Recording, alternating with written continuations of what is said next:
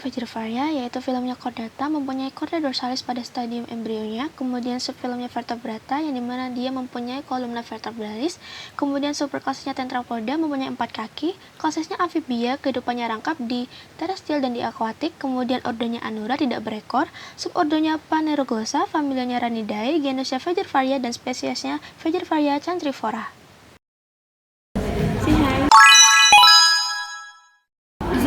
Menjelaskan inspeksio dari katak jantan dan betina. Untuk perbedaan dari katak jantan, yang pertama ukurannya lebih kecil daripada katak betina. Yang kedua, terdapat pigmen warna pada submandibulanya sedikit menghitam. Lalu pada digitinya terjadi penebalan pada digitinya, sedangkan pada katak betina tidak ada. Pada katak jantan memiliki porus vokalis, ada kafum porisnya.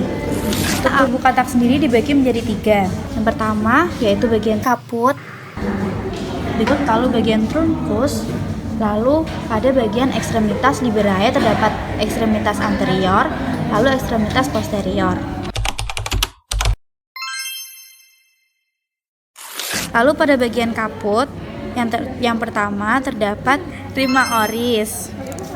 Lalu terdapat nares anteriores 2 nares anteriores, lalu terdapat palpebrae superior dan palpebrae inferior. Lalu terdapat bulbus oculi atau bola mata, lalu di bola matanya terdapat membrana nictitans. Lalu di bagian sini terdapat membrana timpani. Lalu selanjutnya pada bagian trunkus, karena dia merupakan ordo Anura sehingga tidak berekor. Nah, lalu di sini ada ekstremitas liberae atau alat gerak bebasnya, terdapat ekstremitas posterior dan juga anterior. Pada bagian ini terdapat branchialis, lalu antebranchialis dengan digiti 4 buah. Untuk telapaknya dinamakan manus.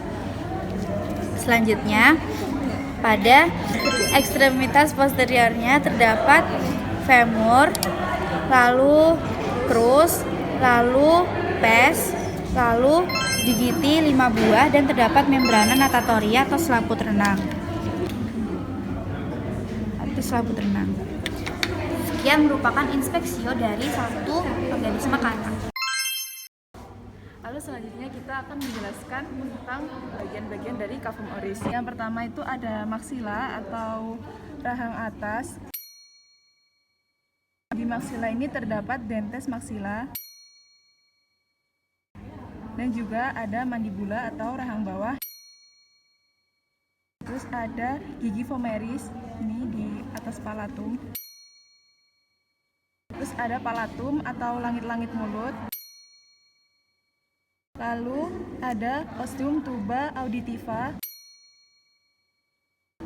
Lalu ada pembeda antara katak jantan dan katak betina, yaitu porus vokalis. Ada bulat ini ada rima glottidis, yaitu saluran menuju ke laring. Lalu ada nares posteriores. Terus ada auditus pharyngeus, itu saluran ke faring. Terus ada lidahnya tipe lingua bifida, yaitu lidah terbelah untuk menangkap mangsa. Selanjutnya kita masuk ke bagian seksio. Setelah pembedahan kulit, itu dapat terlihat kandungan limpa atau sakus limfatikus.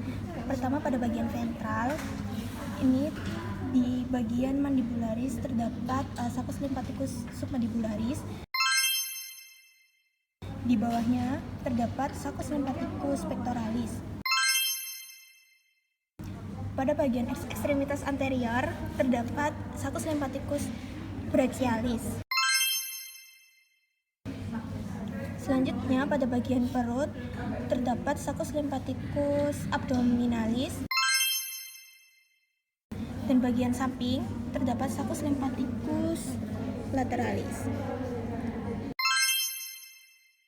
Lanjut ke bagian ekstremitas posterior, pada bagian paha terdapat sakus limfatikus femoralis,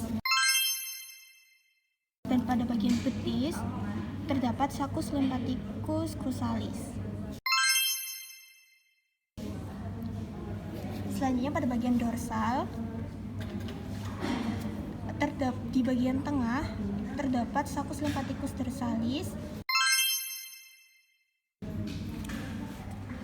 Sekian untuk sakus lymphaticus.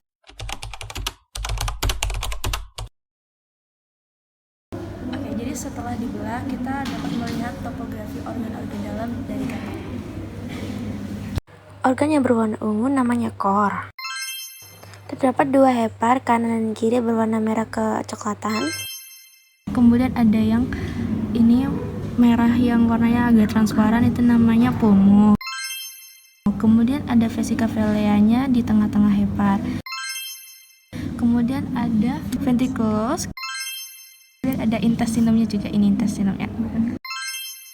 Kemudian di katak betina terlihat telur-telur kecil pada topografi.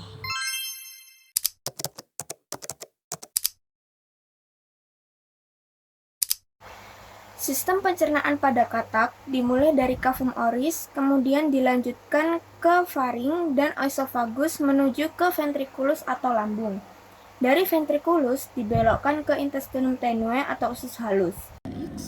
Ini ada intestinumnya. Nah, ini intestinum tenue atau usus halusnya. Lalu sebelah sini nyambung ke intestinum crassum atau usus besarnya. Ini ada bagian pankreas berupa selaput. Fungsi untuk mensekresikan enzim pencernaan pada duodenum. Setelah intestinum tenue dilanjut ke intestinum crassum atau usus besar dan berakhir di kolon dan rektum hingga akhirnya keluar melewati kloaka. Selain itu, juga terdapat hepar dengan vesika velea atau kantung empedu yang terletak di antara lobus hepatis. Cairan empedu yang dihasilkan ini kemudian dilepaskan ke duodenum untuk membantu proses pencernaan terutama lemak. Selain itu, kantung empedu juga membantu dalam penyerapan nutrisi dan ekskresi produk metabolisme tubuh.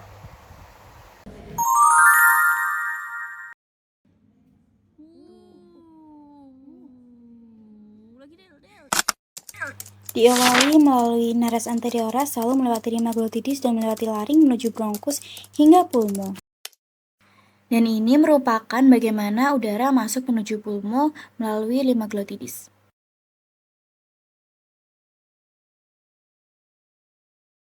Yang selanjutnya adalah sistem urogenitalia.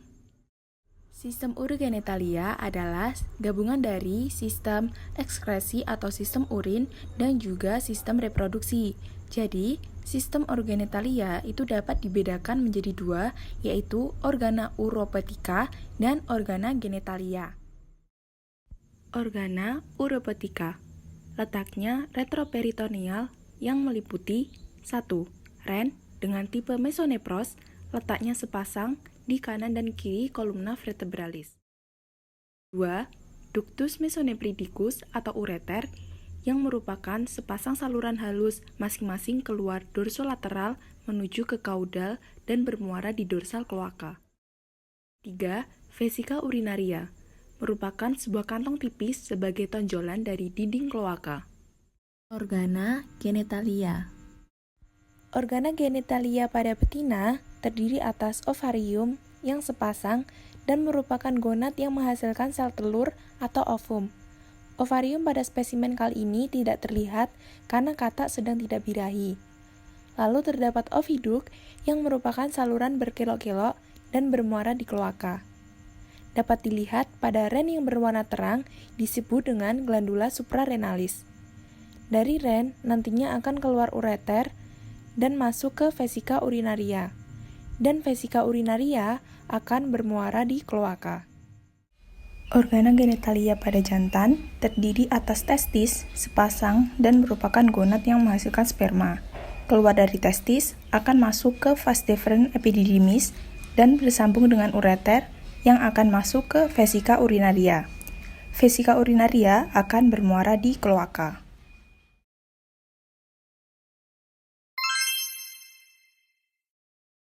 Pada sistem nervosum spinalis terdapat plexus branchialis, kemudian pada B tidak membentuk plexus, dan C merupakan plexus lumbosacralis, dan D merupakan nervus ischiadicus.